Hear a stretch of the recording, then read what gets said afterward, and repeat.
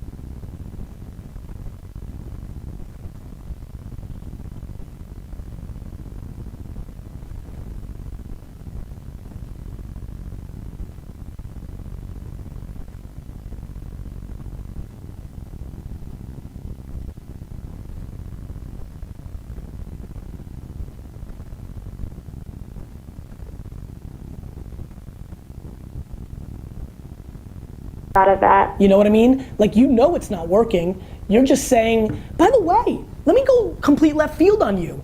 You're a 22-year-old girl, woman. Like, it's okay to enjoy a little bit now too. You've heard me say regrets. I don't know how deep you know my content, but once in a blue moon, when people ask me the advice for 25-year-old Gary, the answer is go have fun, asshole. It would have been okay to go to Vegas or Acapulco or like do some dumb shit. Like, do you know what I mean? Like, so. Yeah. So I think I've had my fun in college though, and now I feel like it's time to work. Well, no. That's the bullshit PR version, Taylor. The reality Taylor is still fucking in that zone. Yeah. Don't beat yourself up. Don't hold yourself accountable to arbitrary bullshit fantasies. Just put in work and enjoy that. Enjoy eating shit and dirt and bleeding and the grind, and don't give a fuck about what anybody else thinks, why you haven't done it, why are you doing that. Have 4 jobs, fucking Wendy's, Walmart, your side hustle. Work, train, learn.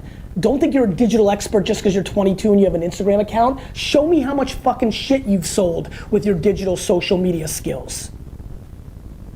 Okay. Do you understand?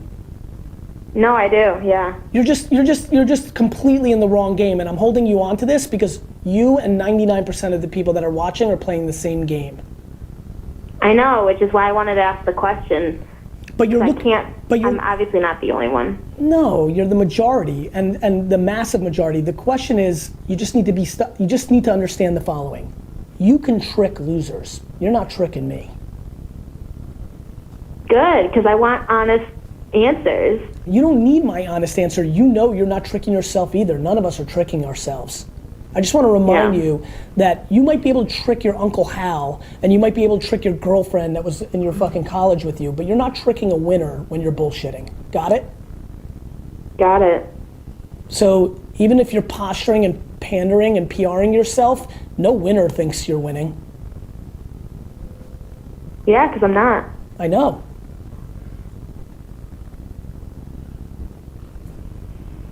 Work.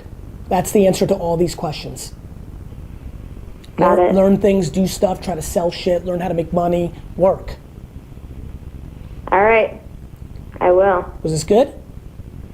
Awesome, thank you so much. Can you do me a huge favor? Yeah. Can you email me in 30 days and don't bullshit me? What's your Twitter handle? Or Instagram? What's your Instagram handle? I don't. That's fine. Instagram, it's @TheFabulousJourney. @TheFabulousJourney. Yeah. Me and my whole team and the entire Vayner Nation is watching. Oh shit, okay. I'm gonna smoke you out of your bullshit. Okay. Everybody's watching. Okay, I got it. Do you understand? Yeah. I like your blue dress. Thank you, I got it on sale. I like that answer. That's the best thing you said that's the best thing you said this whole time. Listen, slow and steady wins the race. You're only competing with yourself. Okay. Got it? Got it. Nobody else defines you. Not me, not everybody watching, not your mom, not the fucking Kardashians, you. Got it. You can grind and be patient for 10 years every day and still be 9 years younger than me, and I would trade places with you. That's how amazing having time on your side is. Yeah, time's everything. So use it. I will. Good. See ya. Thank you. You're welcome. You keep asking questions, I'll keep answering them. Ever since young, see, I knew I was destined. Never stop flexing. What you expecting? If I ain't the one, then you better keep guessing. No time for resting, not even a second. I gotta keep working. It's all about progression. Whoa, eyes on the money, they can never take a. It's Hostinger's biggest ever.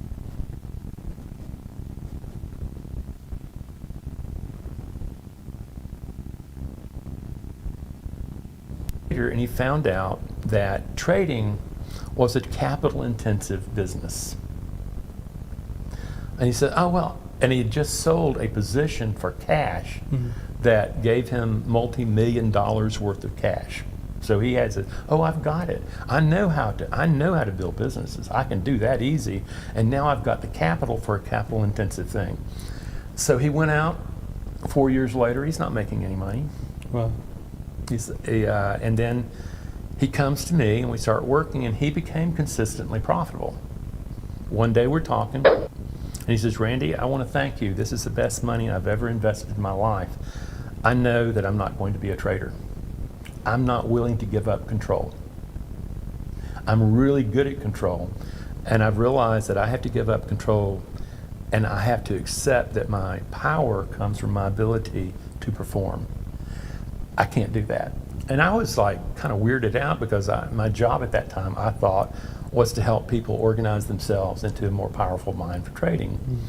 And I'm talking to a trader, a very good trader, and I was telling him about this, and he says, you know something, Randy, it's just a crying shame to take a perfectly good entrepreneurial mind and try to force it to become a trading mind.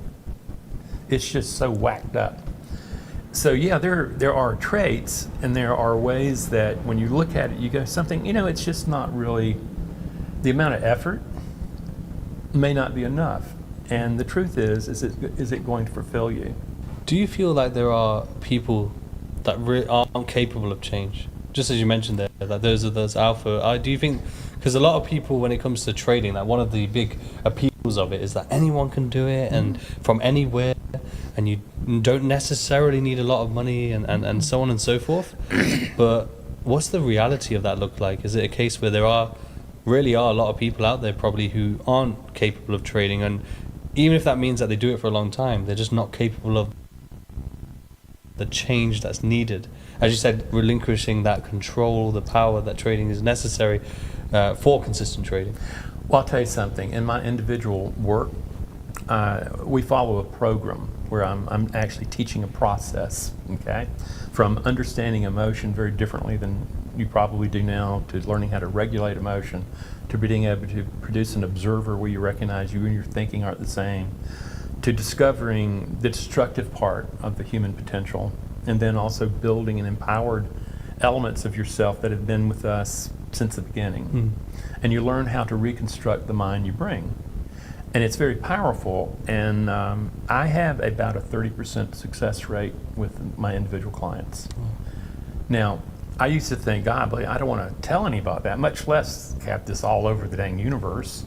And then I realized, a guy was talking to me, he says, Randy, if a Major League Baseball player hits 300 for a lifetime, he's going to be in the Hall of Fame.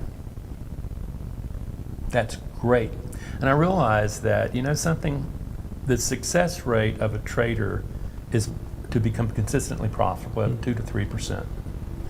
And we're moving that 2 to 3% to 30. And at the same time, you still have groups of people, for whatever reason. I have in my file this morning, I looked in there, I said, yeah, these files have been in here for like a couple of years and I've never seen them. I've actually had people pay money up front and never show up for a first meeting. Really? What's that all about? Okay, talking about fear of like being exposed. And at the same time, there's a lot of people who just are not willing to change. They think this is the way it should be, and I'm going to be bullheaded about it, and I'm going to force my will upon the markets, upon life, and stuff like that. And the trading gods just kind of laugh at that stuff about us being able to control the will of the markets. And so there's a lot. There's lots. I wish there were an evaluation tool that would allow traders to really find out before they start sinking a lot of capital and a lot of their interest into it, whether or not they actually have what it takes to begin to shape that. That would be an interesting thing. Definitely would be. I'm actually talking to a guy who used to be in used to work with me and is now running a good sized organization, where he's saying, Randy, I would like you to start teaching it in my group, and what I would really like to do is offer this instrument that helps us to decide whether or not we're going to actually work with these people, whether or not we can at least get in more narrow about whether or not they have a chance of doing this. Because it's a hard business to, well, that's just it. It's not really a business. There is a business aspect to it. But it's a mindset problem of where you're actually having to remold a mind that and get it to do things that it truly was diametrically opposed to by evolution that has been hardwired into an instinct. Yes. So it's very hard. In terms of business, one thing you mentioned there is like it's like a business, because I've heard loads of people, especially because there's a couple of things we can touch on, but we'll start with the business element, which is loads of people in the trading space say that you need to treat trading like a business. Would you say that's the wrong thing to do? Good luck. Obviously, trading is transactional in that you're extracting capital, you're putting back in capital, and at the end of the day, you're finding out what your return on investment is. Okay, so and you're going to have to pay taxes on that. So yeah, there is an aspect of it being business, but to think that I'm going to take the mind that I use for business, winning and not losing, being competitive. And if you think you're going to produce the mind that's going to be able to execute and recognize that you're going to be losing a lot, okay? And you're going to have to become an accomplished loser, okay? I mean, accomplished. In order for you to be able to wait for the moments when things work out well and that guy hits target and then you put a leader on it, it just goes into orbit and you make a lot of money and get a thrill. The rest of the time what you're doing is you're protecting your nickels and dimes and you're making your losses as small as possible. Mm-hmm. And that's not a business model that very many people know about. That It's true. No, it's true. One thing that we did mention in terms of people not being capable of trying to change, and they get kind of stuck of like, I don't believe that, I want to stick with this way. Do you feel there is an element of, especially nowadays, but even throughout your career, no doubt, there was still mentorships and guidance, but rather than social media and being so readily available, it was probably more so in seminars and things like of this nature. But regardless, do you think a lot of people build a lot of limiting beliefs that they get really stuck to and sort of really put into their foundational beliefs, even so that it becomes so difficult for them to break them because of the maybe even a pedestal that they've put this particular trader on that they're learning from, or someone they look up to, or someone they want to mirror, and that's the message they're providing them. So then when, let's say, someone like yourself is telling them, no, you need to think in this way or put these practices in place, and they're saying, no, well, I've learned from so-and-so, or this person does it this way. Do you think that's something that definitely happens? Oh, all the time. And it really boils down to that all of us are born into a world. And I don't know if you've noticed, but we've been born into an incredibly broken world, okay? And it just so happens your brain's function is to adapt to survive in that world, whether or not you're a wildebeest or whether or not you're a human being. And unfortunately what happens is it adapts you, and your brain, most other animals bring at birth, they have ancient systems already set up. A giraffe can run in 3 hours. A chimpanzee can walk and hang out.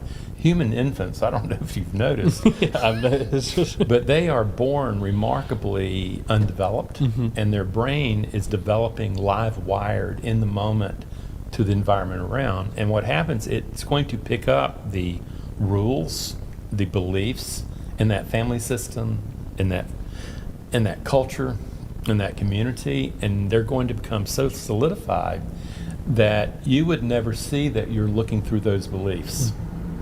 And we all bring those beliefs in. It's not rocket science. That's the whole thing. It's about mattering. If I make a bunch of money, I'm going to matter. If I make money, I'm going to have prestige. If I make money, I'm going to have a worth. And a lot of people find out that they have a sense of self-worth that deeply limits their ability to make money.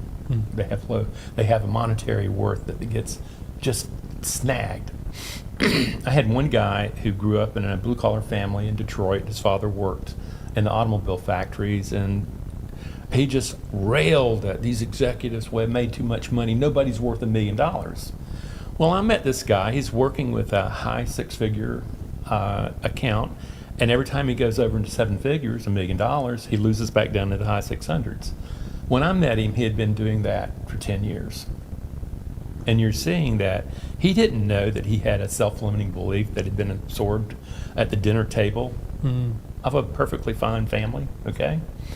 And the other one is that you have this sense of worth, you have this sense of competency. I'm not good enough. I can't tell you. That happens all the time. I'm not good enough. I'll never make it, blah, blah, blah, blah, blah, blah. And a sense of belonging and a sense of being lovable. And I want to really get on. I have a friend, an enormously successful trader. I know for a fact he's made between $200 and $300 million in the last several years. Incredible. He's of this generation, and he never used trader psychologist. He never did anything like that. And I said, Mitch, how did you do this? Because when guys do that, I want to know how they did it. And he says, Randy, I'll tell you exactly what happened. He says, I carelessly blew $750,000 in a day. Back when, for me, $750,000 was a lot of money, and it was rocking financially what was going to happen in the home, and he hadn't told his wife yet. And he finally came to the moment. He says, I have to do that. I have to tell my wife. And he comes and he tells his wife, and he thought for sure that the wife was going to be very angry and leave him and blah, all the catastrophic thinking you would imagine. And what happened when told, what she did is she went over, held him, and they cried together. They cried for 15, 20 minutes. And what Mitch came out of that as is recognizing, come win or lose, he's still loved.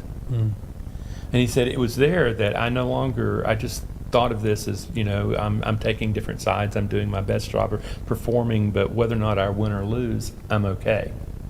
That is what freed him from being an adequate trader to being this phenomenon.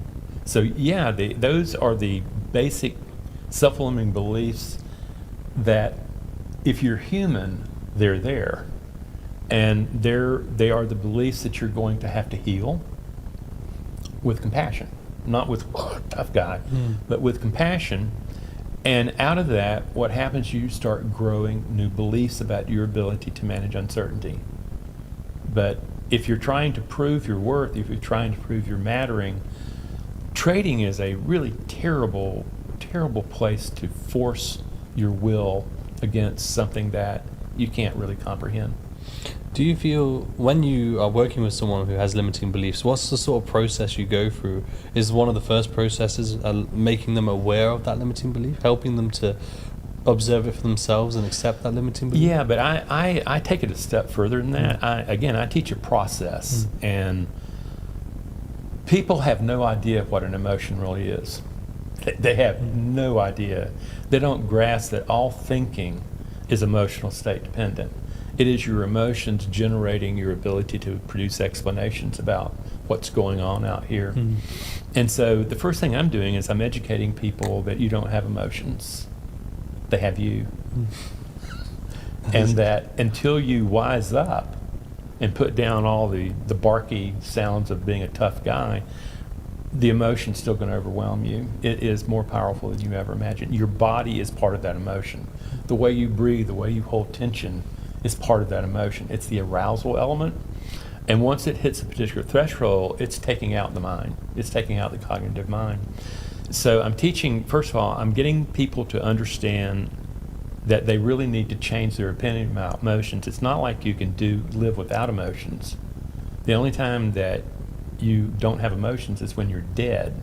However, you can develop freedom of emotion so that you actually become the spearhead of being able to develop an emotional cocktail that thinking arises out of that allows you to perform really well in trading. That's the second part is that you have to regulate the emotion. In the first part of the training with me, you're learning how to breathe diaphragmatically as you trade.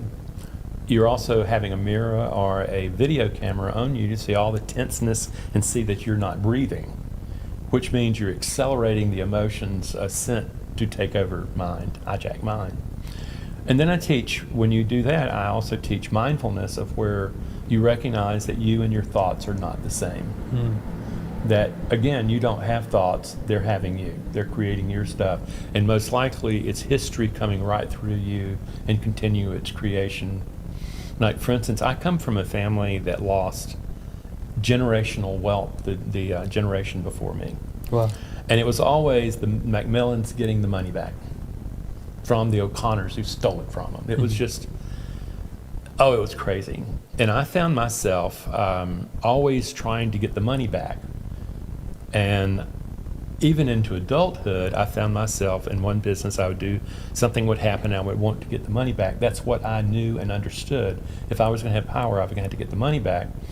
Then it occurred to me that, you know something? Money is actually a transaction. It's really more about, it's the grease that makes things happen. It's not a good way to measure your inherent worth as a human being. Mm-hmm.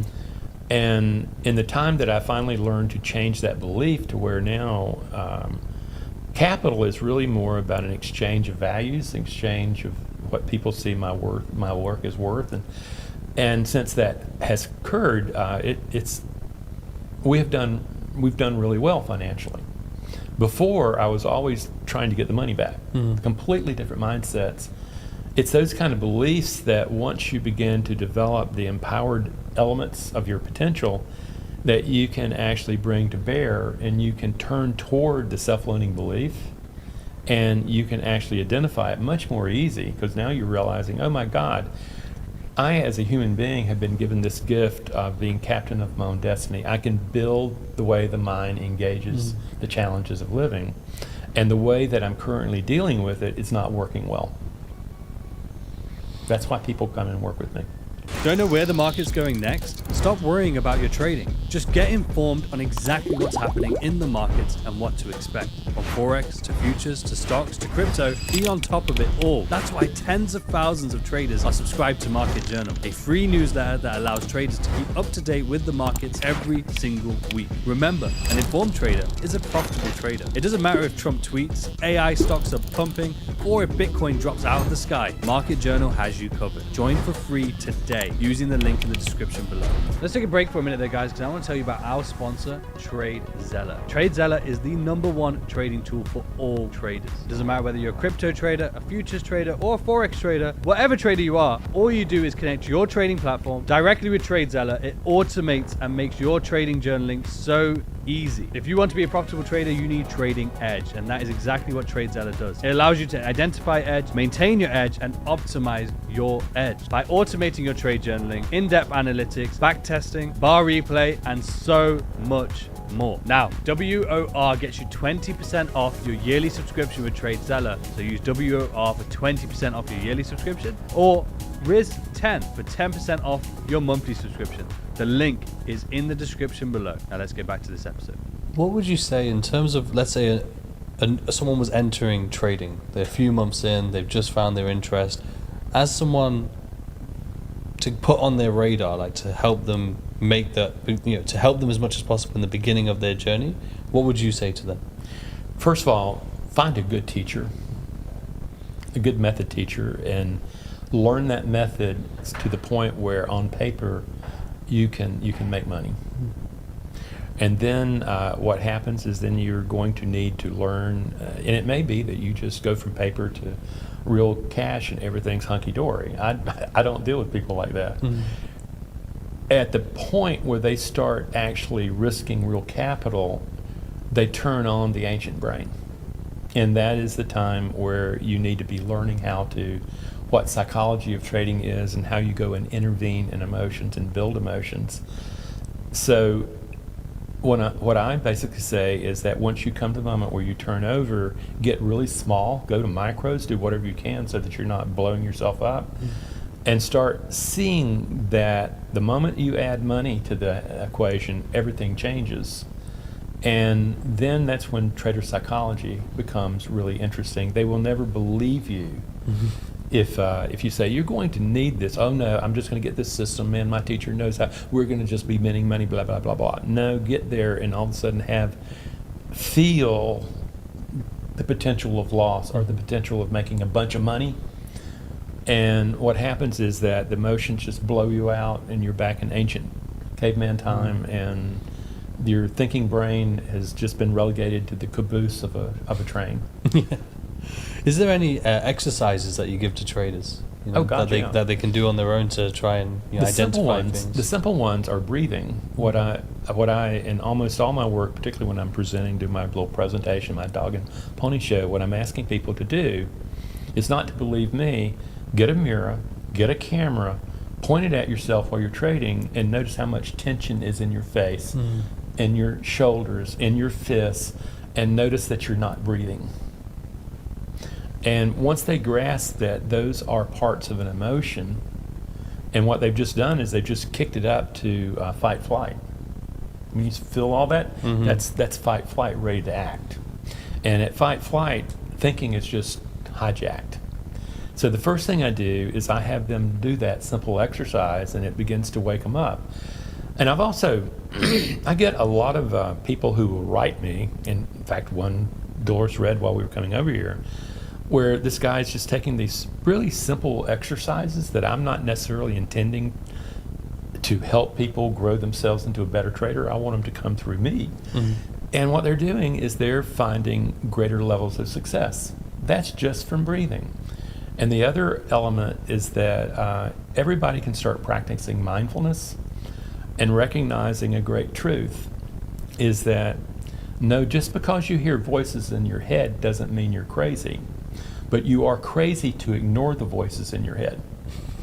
There are some destructive elements in there. There are some highly empowering parts of the self. But in mindfulness, you begin to be able to start sorting out all this cacophony going on in your mind and actually recognizing that it can be ordered. And what's going to happen is the observer, the CEO of your company, needs to wake up from its deep sleep and recognize that the committee of the mind is in a mutiny. And that you have to decide that I'm going to learn to put this mind together so that it is empowered, and I'm leading not from my fears, not from my greeds, but I'm leading from discipline, I'm leading from impartiality, I'm leading from patience. And that you can read my book, you can watch the videos, that stuff's constantly out there, and Dolores and I get feedback about how people's lives have changed just from that. I love that. In terms of the emotions, when it comes to greed, is there like somewhere that stems from, or like why traders seem to be a very common theme when it comes to greed in particular? Well, first of all, in the background of this, we're labeling greed as bad. It's not. If you didn't have greed, you wouldn't find the motivation to go do things and make things happen. The deal is that greed in conjunction with a number of other emotional programs that allow the greed to give you the motivation to seek better. And particularly what you're doing is you're saying, in my work, I actually use a heart rate monitor and an app that aligns the heart rate within certain parameters that are indicative of a good trading mind and a deteriorating trading mind and a get the hell out of this trading mind. Okay, and ultimately, greed is just something that needs to be managed like any other emotion. It's like you can be compassionate all you want, but if you just give away everything, you end up poor at the end. So compassion has to be managed. The courage, we want to have courage to act, but we don't want to do really dumb, stupid, sophomoric stuff. So to me, greed is that, yeah, sure, it gets in the way because we have this idea that if we had money, that would solve all the problems in the world. I used to work with really wealthy people when I was a therapist. And what I found is that the wealth was so great that they could insulate themselves from having to change. They could just send attorneys. And ultimately, but if you're actually in a honest-to-God feedback relationship with your environment, you're looking at greed going, it has some good qualities to it. The thing is we need to start defining how those qualities are going to activate. Because if you really have a belief of scarcity, you want to make money, and you're greedy to get it. And that greed starts dominating the committee of the mind rather than having a balanced part of that mind.